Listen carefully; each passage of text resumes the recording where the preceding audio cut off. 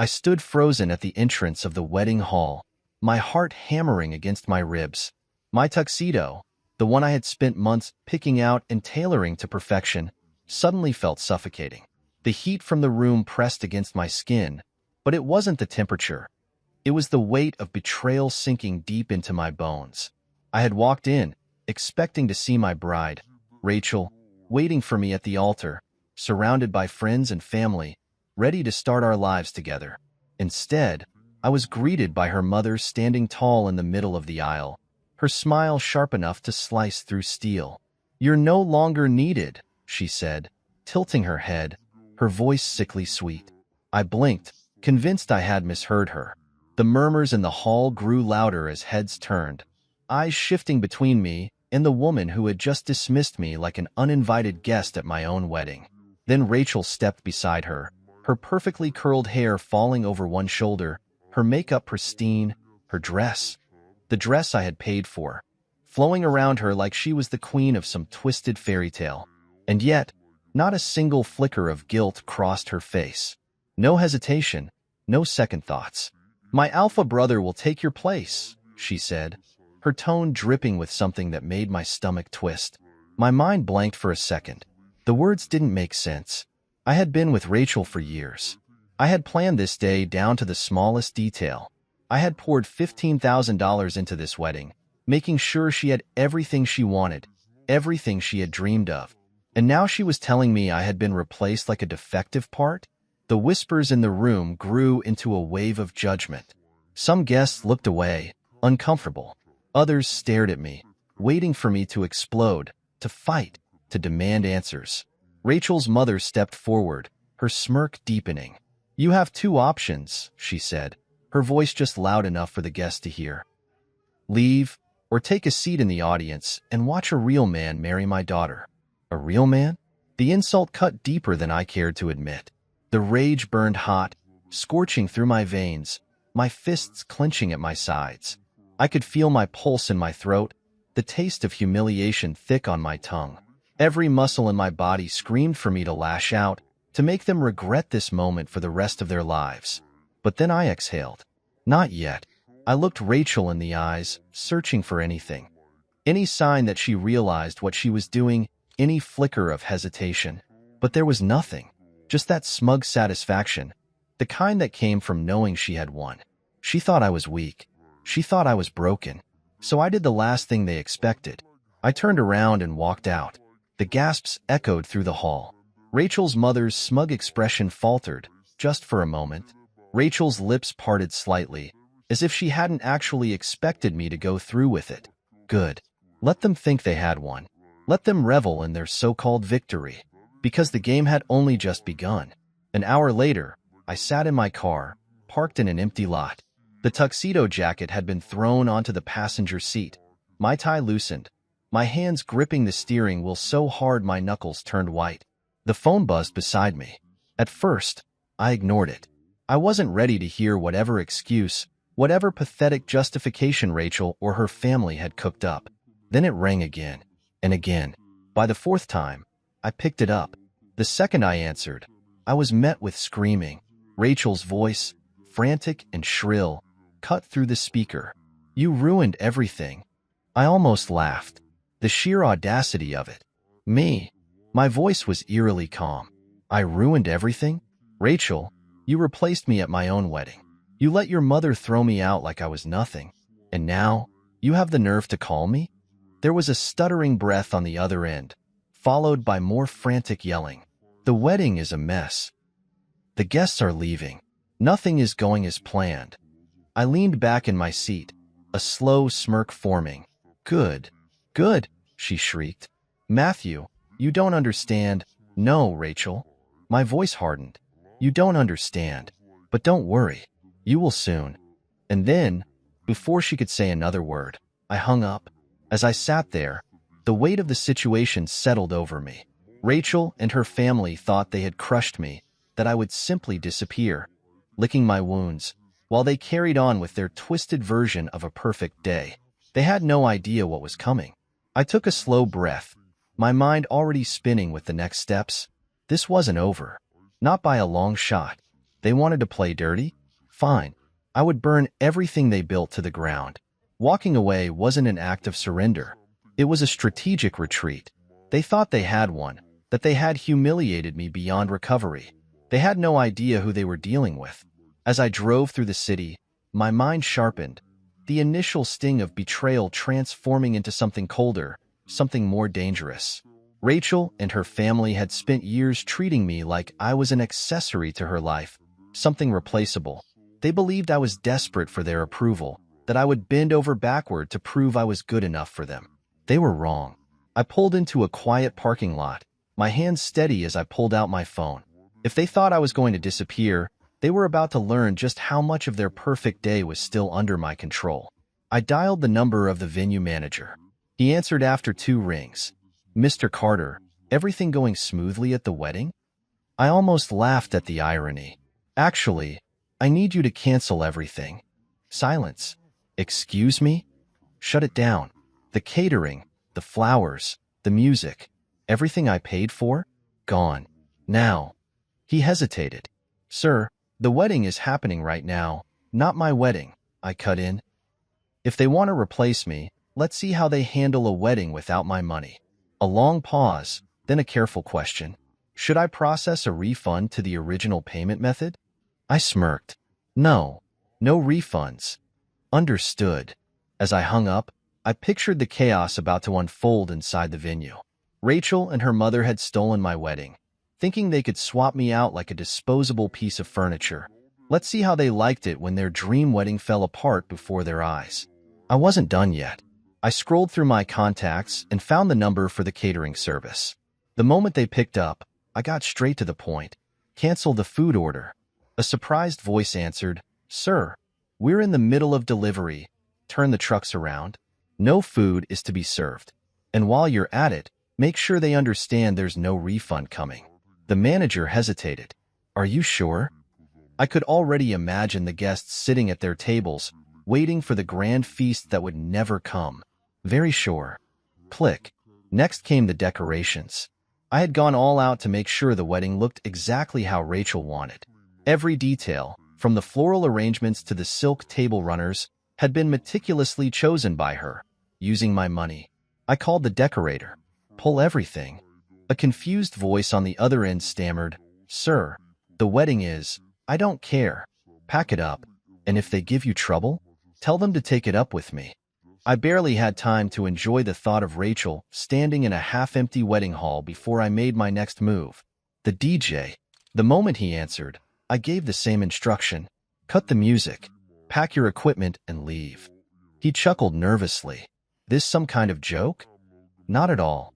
You're no longer needed." I could hear the hesitation, but money talks, and I was the one who had paid him. One by one, I dismantled every part of the wedding that I had built. By the time I was done, the entire event was nothing but an empty shell. Now, it was time to sit back and watch the collapse. I walked into a nearby cafe, ordered a coffee, and settled into a seat by the window. My phone, once buzzing with well wishes and excitement, was now flooded with calls from Rachel and her family. I ignored them all. Minutes turned into an hour. "You have to fix this." I took a slow sip of my coffee. "Fix what?" "Everything is falling apart. The guests are complaining. There's no food, no music, no decorations. Sounds like a terrible wedding," I mused. "Maybe you should ask your real man to handle it." There was silence on the other end. A pause so long that for a moment, I thought she had hung up. Then, she spoke, her voice lower now, pleading. "Matthew, please. We can talk about this later. Just fix it, okay? Call the vendors. Tell them there was a mistake. We can still salvage this." I chuckled. "Salvage it? Rachel, you threw me out of my own wedding. You expected me to sit quietly while you replaced me like a spare part. You thought I'd just disappear while you celebrated on my dime. But now, without me, you have nothing." "It wasn't my fault," she snapped, panic slipping into her voice. "It was my mother. She convinced me it was the right thing to do." "Oh, so you're just a puppet now?" I leaned back in my chair, twirling my spoon in my coffee cup. Poor Rachel, unable to think for herself. A grown woman letting mommy make her decisions. That's not. Let me ask you something. I cut in, my voice sharp now. When she told you to replace me, did you hesitate? Did you fight for me? Did you tell her no? Silence. I smirked. That's what I thought. I hung up before she could say another word. Meanwhile, back at the venue, the chaos only grew worse. Guests, expecting a luxurious feast, were now sitting at empty tables, muttering among themselves, checking their phones in confusion. Some of them tried to discreetly slip away. Others weren't so subtle, openly complaining as they left. Rachel's mother was in full meltdown mode, storming through the hall, demanding answers, barking orders at staff who had no idea what was going on. The best man, Rachel's so-called alpha brother, was pacing near the altar, looking around like a man realizing he had just walked into a burning building. Then, the DJ shut off his equipment and walked out. Then, the floral team started pulling down decorations. Then, the catering company arrived, not to serve food, but to pack up and leave. By the time Rachel realized how deep the damage went, she was standing in the middle of a half-empty hall, her perfect day crumbling around her. And that's when the guests started talking. The whispers started small. Wait, didn't she have a different fiancé? Wasn't Matthew supposed to be the groom? Where is he? Then, a few guests who had seen the exchange earlier started telling the truth. Her mother told him to leave, kicked him out right at the entrance. What? Are you serious? Yeah, told him to join the audience if he wanted to watch someone else marry Rachel. Wait, so he was the one who paid for everything? Oh my God. Like wildfire, the rumors spread. And just when I thought things couldn't get worse for them, I got a message from an old friend who was still at the wedding. Friend, dude. Cops just showed up. I laughed so hard I almost spilled my coffee. Guests who had seen me get kicked out had started telling others, and before long, the entire hall was buzzing with the real story. The more people talked, the worse it got. Some were furious about what Rachel's family had done, while others just found the entire thing hilarious. But then, one guest, someone who had known me personally, decided to bring up something else. You know, I heard Matthew paid for everything. The venue, the food, the decorations. No way. Are you serious? Dead serious. Rachel's family didn't spend a dime. He funded it all. Wait, so you're telling me she kicked him out, replaced him, and expected to keep all his money? That was the moment everything shifted. People started leaving. One by one, guests began walking out of the venue, refusing to take part in the farce that Rachel and her family had tried to pass off as a wedding. Some stopped to confront Rachel's mother, calling her out for the stunt she had pulled. Others straight up laughed in Rachel's face. And then, someone had the brilliant idea to inform the police. It turned out, while reviewing my finances earlier, I had stumbled across several unauthorized transactions. Rachel's mother had been using my credit card behind my back. Luxury spa treatments, shopping sprees, and the worst part? A down payment on a car. I hadn't even had the time to report it myself yet, but thanks to the gossip spreading like wildfire, someone else had tipped off the authorities. The moment the police heard about credit card fraud at a wedding venue, they showed up to investigate. And now, Rachel's mother was stammering, panicked, and making a complete fool of herself in front of everyone. "This is ridiculous," she hissed at the officer. "Do you know who I am?" The cop barely blinked. "Ma'am, we received a report of financial fraud involving a large sum of money. We need to ask you a few questions." I leaned against my car, arms crossed, watching the entire thing unfold. That's when Rachel spotted me. Her expression twisted into something between desperation and rage. She stormed over, the weight of her dress dragging behind her like a symbol of her own downfall. "Matthew," she snapped, "tell them this is a mistake." I raised an eyebrow. "Oh, a mistake? You mean the charges on my card? Or do you mean the fact that you replaced me at the altar and thought you'd get away with it? I didn't know about the credit card. It was my mother. And you expect me to believe that?" I tilted my head. "Rachel, when were you planning to tell me? Before or after you let your real man move into my house?" Her breath hitched. "It wasn't supposed to be like this." I chuckled, shaking my head. "No, Rachel, it wasn't supposed to be like this for you. You thought you'd get everything you wanted, that I'd just disappear quietly. But you underestimated me. The officer turned to me. Sir, are you the card holder? I nodded. Yes. And I was about to file a fraud report myself. I have the receipts, the statements, everything you need. Rachel's mother whirled around, furious. You little rat. You're trying to ruin us. I smirked. No, ma'am. You ruined yourselves. The cop gave a tight-lipped nod. We'll need you to come down to the station later to finalize your report, sir. Of course, I said smoothly. Happy to help. Rachel looked like she was about to collapse. The wedding was ruined. Her mother was under police investigation. The guests had left in disgust. And the man who was supposed to take my place? I glanced around. He was nowhere to be found. As the police continued questioning Rachel's mother, Rachel just stood there, staring at the wreckage of what was supposed to be her perfect day. She turned to me one last time. Please. I shook my head. This is what you wanted, Rachel. Enjoy it. Then, without another word, I got into my car and drove off. This battle was over, but I wasn't done yet. I drove home, the echoes of Rachel's desperation still ringing in my ears. She had called after me like I was some lifeline she suddenly needed, but she had made her choice. She wanted to replace me. She wanted my money, but not me. And now, she had neither.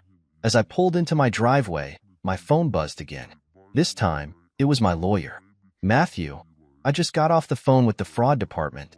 The police flagged your case, and the bank confirmed unauthorized charges under your name. I smirked, unlocking my door and stepping inside. Let me guess, Rachel's mother? Correct, my lawyer replied. We're looking at nearly $20,000 in fraudulent transactions. The bank has already started an investigation. If you press charges, they'll move forward with legal action. I leaned against my kitchen counter, exhaling slowly. $20,000. That woman had stolen from me with zero hesitation, all while plotting to push me out of Rachel's life like I was disposable. I didn't even have to think about it. Press the charges. There was a pause. Are you sure? Positive, I said, my voice calm. She thought she could use me. She thought I was weak. Let's show her how wrong she was. My lawyer let out a low chuckle. Consider it done. The next morning, the real fallout began. News of Rachel's train wreck wedding had spread far beyond the venue. Social media had exploded with footage from guests who had recorded everything. A video of Rachel's mother yelling at the police. Another clip of guests walking out after learning the truth. And the best part? A photo of Rachel standing alone in her dress, abandoned at the altar, while her supposed real man had vanished from the scene. I couldn't have planned it better myself. My phone lit up again. Rachel was calling. I let it ring. Then came another. Her father. Ignored. Then another from an unknown number, probably her mother's desperate attempt to reach me. Not happening. That afternoon, my lawyer sent me an update. The charges have been filed. The fraud department is moving forward, and Rachel's mother is looking at criminal charges for financial theft. I smirked. Good. Let's see how well she handles being the center of attention now. She'll probably try to settle, my lawyer continued. She might even beg you to drop the charges. I leaned back in my chair. She'll learn that I don't forgive thieves. That same night, Rachel showed up at my house. I almost didn't answer, but curiosity got the best of me. I opened the door to find her standing there, her once pristine wedding dress now wrinkled, her hair a mess, her eyes swollen. For the first time since this all started, she actually looked nervous. Matthew, she started, her voice small. I crossed my arms. You shouldn't be here. I know, she admitted, her hands trembling slightly. I need to talk to you. I said nothing, waiting. She hesitated, then burst into tears. My mom is being investigated. My family is turning on each other. Everything is falling apart. Please, you have to stop this. I stared at her, unimpressed. I don't have to do anything, Rachel. Your family stole from me. Your mother used my money to fund her own lifestyle while treating me like trash. And you? You stood by and let it happen. She shook her head violently. I didn't know about the money, I swear. I raised an eyebrow. So, You're telling me your mother suddenly started buying luxury bags, spa treatments, and a brand new car, and you didn't ask where the money came from? She bit her lip, avoiding my eyes. I, I didn't think. I cut her off. That's the problem, Rachel. You never thought. You just took what you wanted and assumed there'd be no consequences. Her shoulders shook. Matthew, please. I know I hurt you. I know I made a mistake. But you're not like this. You're not cruel. I exhaled, shaking my head. Rachel, this isn't cruelty. This is justice. Her lips parted slightly, and for the first time, I saw the real fear in her eyes. I continued, my voice steady. Your mother thought she could take from me and get away with it. She was wrong. Your family thought I was weak. They were wrong. And you? You thought I'd sit back and watch while you humiliated me. You were wrong too. She reached for my hand, but I stepped back. I can't fix this, she whispered. I don't know what to do. I gave her a cold, humorless smile. You made this mess, Rachel. Now you get to live with it. She let out a shaky breath. You're really going through with this? Every last step? Her tears fell harder. I never meant for it to go this far, I sighed. You meant for me to disappear quietly, but I didn't. She swallowed hard, wiping at her face. I guess. I deserve this. I tilted my head. You do. Rachel stood there for a few more seconds, her chest rising and falling in unsteady breaths, before finally turning away and walking back to her car. I watched as she drove off, disappearing into the night. The battle was over, but the war wasn't finished yet. Her family's downfall was only just beginning. The days after Rachel's disastrous wedding felt like a turning point. The fallout was worse than even I had expected. The credit card fraud case was moving fast, and Rachel's mother was now the subject of a full financial investigation. Apparently, my case had opened up a much bigger issue, one that involved years of suspicious transactions. I couldn't have planned it better if I tried. Rachel, meanwhile, had gone completely silent. After our last conversation, I hadn't heard a word from her. No calls, no texts, nothing. It was like she had finally accepted the reality she had created for herself. Then, on the third day, she broke.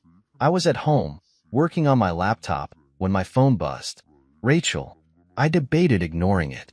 I owed her nothing, but something in me wanted to hear just how broken she had become. I answered. She didn't speak at first. All I could hear was her breathing, uneven, shaky. Then, in a whisper, Matthew, I don't know what to do. I leaned back in my chair. About what? A choked laugh. About everything. My family, my mom, my life. It's all falling apart. I stayed silent, waiting. She continued, her voice hoarse. My father won't talk to me. My brother blames me for everything. My mother is being questioned daily by the police. Reporters are calling our house. Our business partners are pulling out of deals. I smirked. That's rough. She sucked in a breath. Matthew, I lost everything. There it was. The realization. I let the silence stretch, let her feel the weight of her own words. Finally, I spoke. No, Rachel, you threw everything away. A soft sob came through the line. I don't know how it got this bad.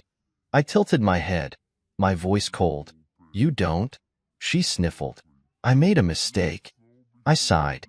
No, Rachel, you made a series of choices. You chose to betray me. You chose to listen to your mother. You chose to replace me at our wedding. And now, you're realizing what that means. She let out a shaky breath. I miss you, Matthew. I laughed. A deep, bitter laugh that made her suck in a breath. Miss me? I repeated. You mean you miss my money? You miss the stability? You miss knowing that, no matter what, I'd always be there to fix your messes? That's not true, she snapped. Isn't it? I asked calmly, because if I were still the old Matthew, you'd be trying to convince me to help you right now. But you know I won't, and that terrifies you. She didn't respond. Good, I said, my voice like ice. Sit in that fear. Get comfortable with it. Because this is your new reality, Rachel, and I'm not part of it. She whimpered. I don't want to be alone. I smirked. You should have thought about that before you threw me away. And with that, I hung up. The news about Rachel's family only got worse. Their family business was in trouble. Investors were distancing themselves, not wanting to be associated with the fraud scandal. Even Rachel's father, who had tried to play innocent, was getting dragged into the mess. And Rachel? She was officially ruined. Her friends had abandoned her. The guests from the wedding had spread the full story of what she had done, and no one wanted to be associated with her anymore. Her own family blamed her for the disaster, claiming that if she had just married me, none of this would have happened. I almost felt bad for her. Almost. A week later, my lawyer called me again. "Matthew, we have a settlement offer." I raised an eyebrow. "From who?" "Rachel's mother." I let out a low whistle. "How desperate is she?" "Very." My lawyer sounded amused. "They want to offer you a financial settlement if you agree to drop the charges." I smirked. "How much?" "50,000. I almost laughed. She stole 20,000 from me and now wants to pay 50 just to make this go away? It's more than just the money. My lawyer's voice turned serious. The investigation is digging up more dirt on her. If this goes to court, she could be facing real prison time. This is her way of trying to get ahead of it. I tapped my fingers against my desk, considering. If I took the money, this could all be over. But then again, why would I do her any favors? Tell them I'll think about it, I said. But in my heart, I already knew my answer. Rachel and her family had tried to destroy me, and I wasn't done watching them fall. I let Rachel's mother sweat. She thought she could buy her way out of this mess, that I'd take her hush money and walk away quietly. But that's the problem with people like her. They always assume money fixes everything. It didn't. Not this time. I ignored the settlement offer. Didn't even acknowledge it. Let them wonder. Let them panic. And while they were waiting for my response, I made my next move. I had proof. Bank statements, fraudulent transactions, stolen funds, all tied directly to Rachel's mother. She had used my money like it was her personal piggy bank, funding a lifestyle she never actually earned. Now, it was time for everyone to know. The first thing I did? I sent everything to the police. They already had an open investigation, but now they had even more documents, emails, concrete proof that she had been dipping into accounts that didn't belong to her. This wasn't just fraud anymore. It was theft on a massive scale. Next, I leaked everything online. It started with a simple post. Imagine getting thrown out of your own wedding, only to find out your future in-laws stole your money too. Wild, right? Here's the proof. Attached? Screenshots, bank statements, receipts. It didn't take long before the post exploded. People who had attended the wedding chimed in, confirming what happened. I was there. The groom was literally told to leave or watch from the audience, while another guy took his place. They took all his money and expected him to just disappear. Unreal. Wait, so she knew her mom was stealing from him this whole time? And she just let it happen? The story went viral. Rachel's family had always been obsessed with their public image, but now that image was completely shattered. People dug up old skeletons, pulling out previous lawsuits, shady business dealings, even old complaints from employees who had worked for Rachel's father. Her father's business lost multiple clients overnight. Her mother's name was dragged through the mud, with local news outlets picking up the fraud case. And Rachel? She became a joke. The texts started pouring in. First, from Rachel. "What the hell did you do?" Ignored. Then, from her brother. The same alpha that was supposed to replace me. "Bro, this is getting out of control. You need to take the post down." I laughed. He thought he still had the right to tell me what to do? Ignored. Then, finally, Rachel's father. His message was longer, more careful. "Matthew, I know things got out of hand, but this has gone too far. I understand you're angry, but this is damaging our family's reputation. If we can sit down and talk, maybe we can work something out."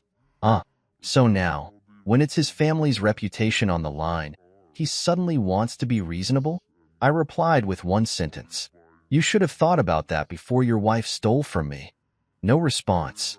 The next morning, my lawyer called again. "Matthew, they upped their offer. 75,000. I smirked. "Oh, they getting nervous?" "Very," she confirmed. Between the fraud case and the public fallout, They're desperate to make this disappear. I leaned back, considering it. 75 grand was more than what they stole from me. I could take the money, close the chapter, and move on richer than before. But then, I asked myself, would they have ever done the same for me? Would they have given me a way out if the roles were reversed? No. Rachel's family had never cared about anyone but themselves. They would have bled me dry, taken everything, and left me in the dirt without a second thought. So, I made my decision. Decline the offer, I said. My lawyer hesitated. Are you sure? We could negotiate for more. I'm not here to negotiate, I said firmly. I'm here to watch them fall. She exhaled, then chuckled. You're ruthless. I smiled. I'm just getting started. The next day, the police officially pressed charges against Rachel's mother. She was looking at prison time. Rachel's father tried to distance himself from the scandal, but the damage was done. Investors pulled out, deals collapsed. His company took a massive financial hit. Rachel? She had nowhere to go. Her friends abandoned her. No one wanted to be associated with someone whose entire life was publicly exposed as a scam. Her family turned against each other. And me? I had one. I had taken everything back, my dignity, my money, my life. And they had lost everything. The fallout from my post and the fraud investigation was relentless. Every day, new headlines, new rumors, and new consequences surfaced for Rachel and her family. What had once been a well-respected family in their social circles was now a public scandal, and no amount of damage control could stop it. Rachel had gone silent after our last conversation, but I knew she was watching everything crumble. I wasn't done yet. One night, as I was sitting in my living room, enjoying a drink, my phone buzzed. Rachel. I stared at her name on the screen, debating whether to answer. She had nothing left. I knew why she was calling. She had reached her breaking point. I let it ring twice before picking up. Her voice was small, weak. Matthew, please don't hang up. I took a slow sip of my drink. Why would I hang up? I want to hear what you have to say. A shaky breath. I lost everything. I exhaled through my nose. No, Rachel. You threw everything away. Silence. Then, her voice broke. I don't know what to do. My father barely looks at me. My mom is being dragged through hell. I can't even leave the house without someone recognizing me. People whisper about me everywhere I go. That must be awful, I said flatly. She sniffled. I deserve it, don't I? I swirled my drink, watching the ice clink against the glass. Do you really want me to answer that? A pause. Then, softly, I was wrong. I raised an eyebrow. About what? Her voice was thicker with emotion now. Everything. The way I treated you. The way I let my family treat you. I thought I was making the right choice. I thought my mom knew best. But she only cared about herself. And now, she's ruined everything. I let the words settle between us. Then, I asked the one question that had been on my mind since the beginning. Rachel, when your mother told me to leave my own wedding, did you even consider stopping her? Silence. A beat. Then another. Then, she started crying. And that told me everything I needed to know. I let out a small chuckle. I already knew the answer. I just wanted to hear you say it. She sounded broken. I thought you'd be fine. I thought you'd move on. I didn't think it would get this bad. I smiled coldly. You thought I'd disappear. That I'd just let you and your family take everything from me. Replace me, humiliate me. You didn't think there'd be consequences. I know. I let out a slow breath. And now you're here, begging me to stop? I don't want to be alone, Matthew. I smirked. You should have thought about that before you let them push me out. She let out a shaky sob. I was selfish. I was stupid. I didn't see what I had until it was gone. I took another sip of my drink, feeling nothing but satisfaction. And what exactly do you want from me, Rachel? An apology? Forgiveness? A second chance? She didn't answer, because we both knew what she wanted, and we both knew she wasn't going to get it. I don't hate you, Rachel, I said finally. I just don't care anymore. A small gasp, like she had been stabbed in the heart. Goodbye, Rachel. And then, I hung up. That was the last time I ever spoke to her. Over the next few weeks, her life continued to fall apart. Her mother was officially indicted for fraud. The case was moving forward, and she was facing jail time. Her father's business collapsed. With so much bad press, their clients had all but abandoned them. And Rachel? She was truly alone. No money, no family support, no future. She had played her hand, and she had lost. One day, I got another message. It was from her brother, the same guy who was supposed to replace me at the wedding. I should have seen it sooner. My family only cares about themselves. I was just a pawn, too. I'm sorry for everything, man. You were right. I didn't reply. He wasn't worth my time. None of them were. Weeks had passed since I last heard from Rachel, but her downfall hadn't stopped. It had only gotten worse. Her mother was now officially facing trial. The fraud case had escalated, and news outlets were all over it. Every detail about the stolen funds, the illegal transactions, and her past shady dealings was being exposed to the public. Her father? Drowning in debt. The bad publicity surrounding the case had ruined his reputation, and his business was bleeding money. Investors had cut ties. Former clients had backed out of deals. He had no way to recover. And Rachel? She was nowhere to be found. Rumors swirled that she had moved in with a distant relative, trying to escape the humiliation. Her social media accounts were wiped clean. Her once lavish lifestyle completely gone. She had lost everything, and I had never felt more at peace. One evening, I was sitting in my apartment, watching the city lights from my balcony, when my phone buzzed. I glanced down. A text message. From Rachel. I sighed, debating whether to open it. But curiosity won. I clicked the message, and my smirk grew wider as I read it. I don't expect you to reply. I just wanted to say I'm sorry. I know it doesn't change anything, but I had to say it. You were the best thing that ever happened to me, and I threw it away. I'll regret it for the rest of my life. I stared at the message for a moment. Then, I deleted it. No response. No acknowledgement. Nothing. Because I had already won. Later that week, I received another message. This time, from Rachel's alpha brother. The same man who was supposed to replace me. I don't know if you'll even read this, but I just want to say, you were right about everything. My family used me just like they used you. They never cared about anyone but themselves. I thought I was better than you, but the truth is, I was just another pawn. I see that now. I'm sorry, man. I hope you find real happiness. I stared at my screen for a moment, then chuckled. What a joke. The same man who had stood there on my wedding day, ready to take my place, was now groveling. Pathetic. I didn't reply. He wasn't worth it. The final nail in the coffin came when the news broke that Rachel's mother had officially lost her trial. Guilty. She was sentenced to prison. Rachel's family was ruined beyond repair. No more wealth. No more power. No more influence. They were nothing now. And I was free. One night, I was walking through the city when I passed by the same venue where my wedding was supposed to take place. A different wedding was happening there.